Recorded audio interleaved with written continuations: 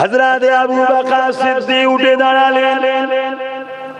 ইয়া রাসূলুল্লাহ হাবিবাল্লাহ, আমি আবু বকর আপনার কাছে ইজাজত চাই। ইয়া রাসূলুল্লাহ হাবিবাল্লাহ, আমিও কিছু ভালো লাগে, হুজুর আপনি যদি ইজাজত দেন আমি আবু বকর তাআলা আপনাকে বলবো।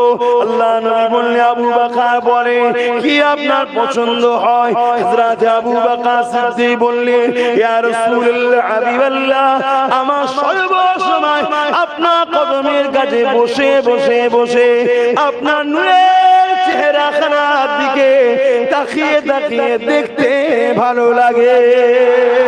আরো জোরে বলুন সুবহান।